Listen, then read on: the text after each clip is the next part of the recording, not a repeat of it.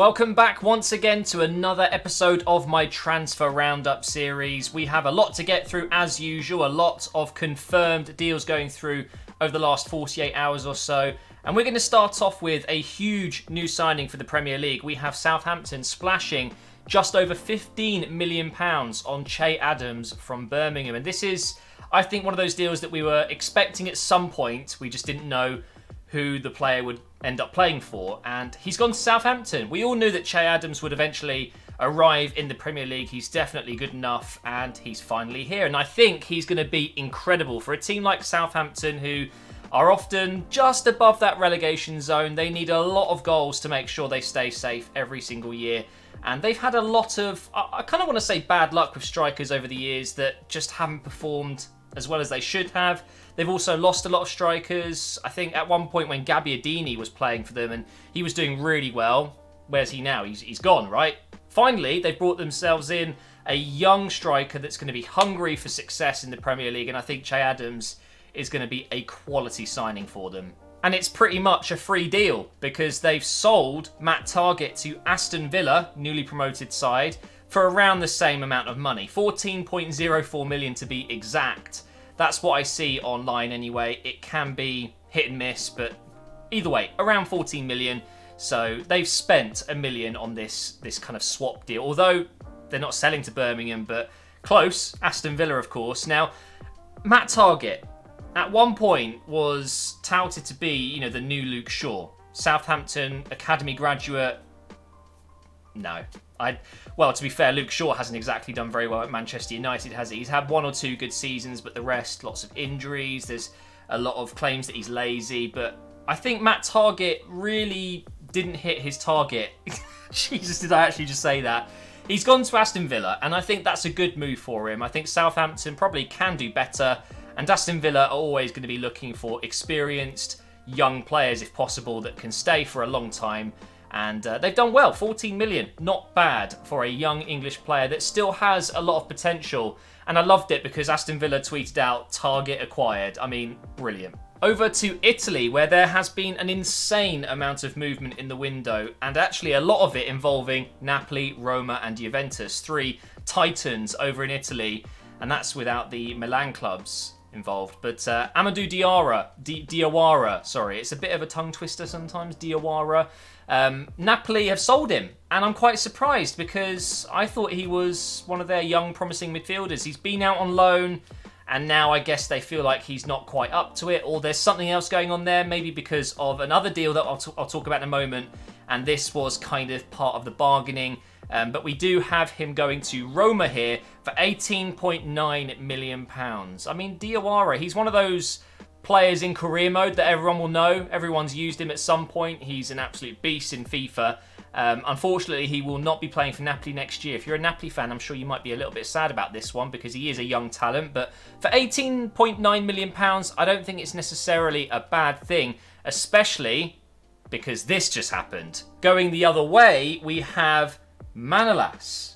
He's gone to Napoli for £32.4 million. How that's even possible, I don't know. It's one of those crazy deals that you look at it and go, why hasn't my team done that? Why hasn't my club gone in for him?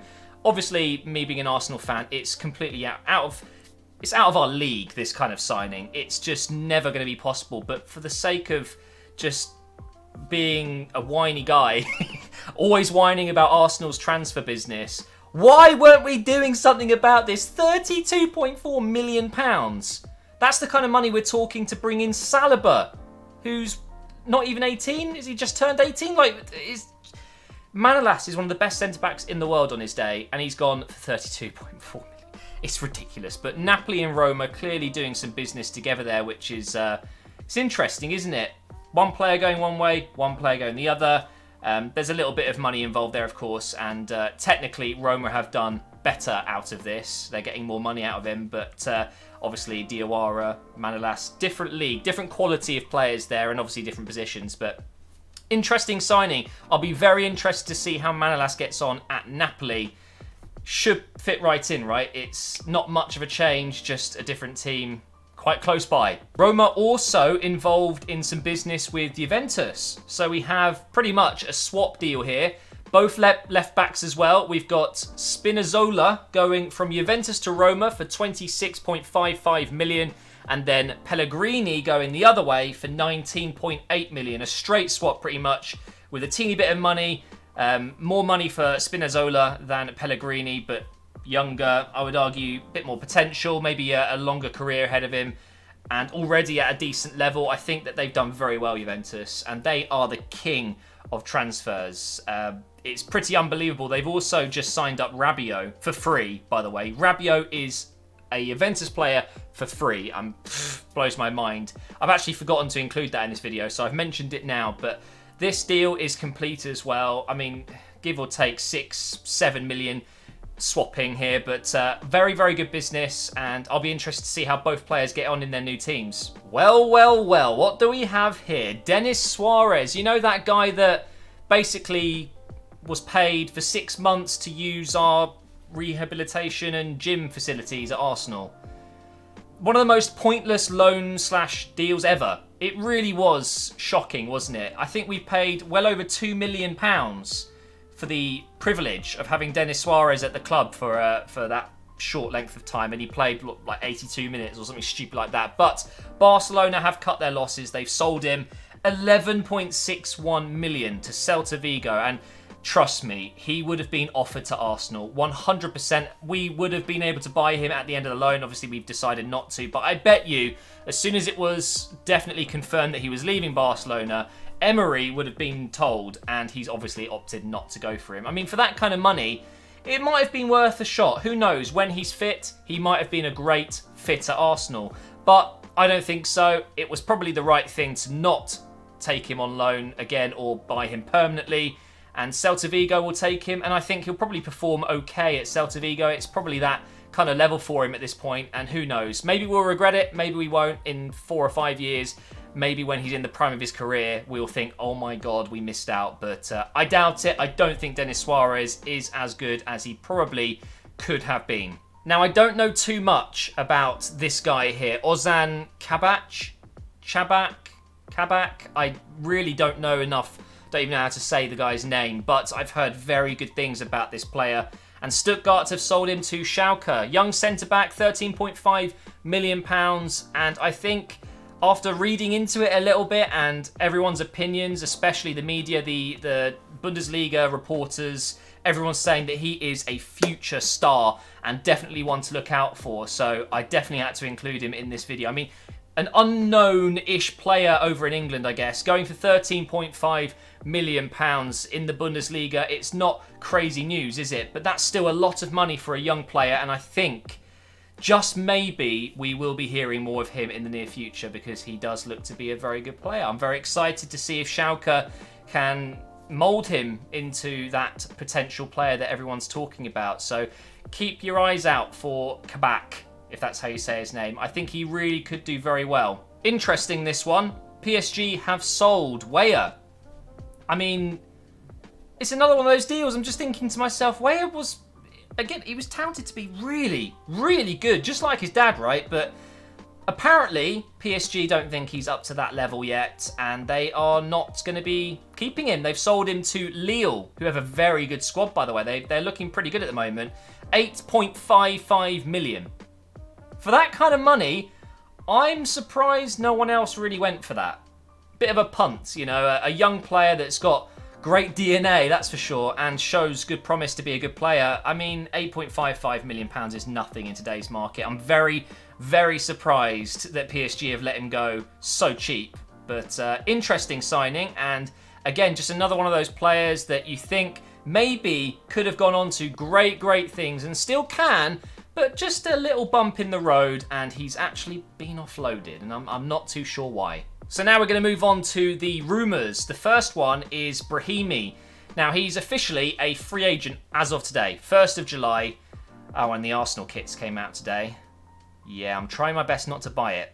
I'm going to try my best. But talking of Arsenal, we are linked with Brahimi. Now, the reason I really want to talk about this is because apparently this is a very likely thing that could happen because he's a free agent, and obviously Arsenal, we're going broke. We're trying to sign a player of his calibre for free. And I say his calibre, what I mean to say is back in 2014, 2015, maybe 2016, I would have been excited by this. But the dude is 29. He barely gets into the Algeria squad. Why do you think Porto have let him go for free? Because he's not good enough. But he's good enough for Arsenal, right?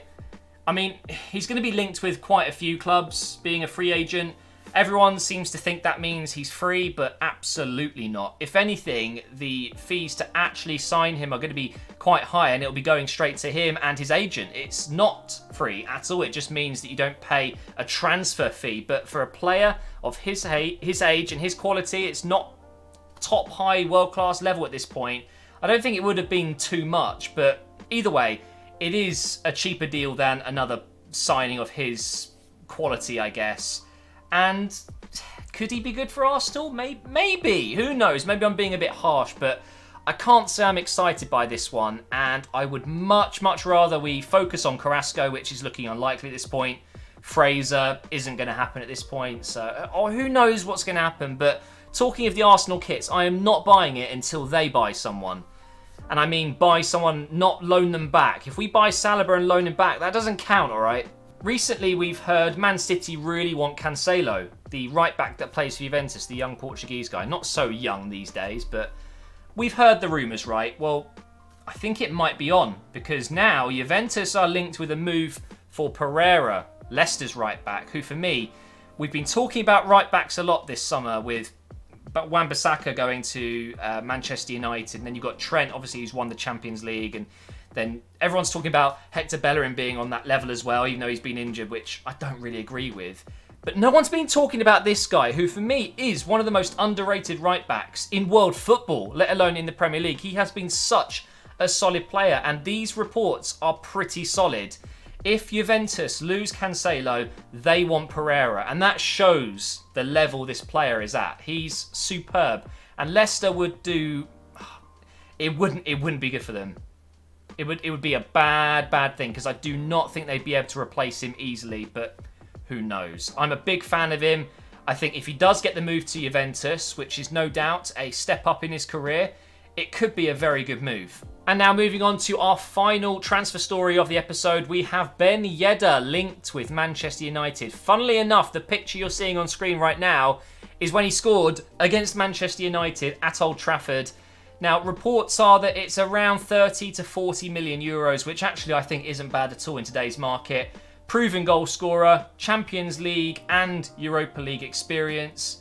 He's quick, great finishing, passing is pretty decent as well. He's got very intelligent movement off the ball, and I think he could do very well for Manchester United. Although, is he that kind of calibre that's going to get Manchester United back where they should be?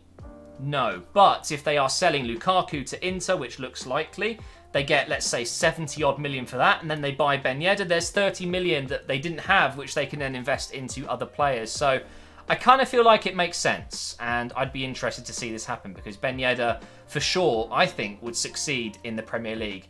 But that's going to wrap up this video today. Once again, I'm streaming on Twitch tonight, so make sure you are following me over on twitch.tv/officialmgh. We're going to be playing some F1 2019 and then some Football Manager as well. I also stream on YouTube at the same time, so keep your eye out for that one.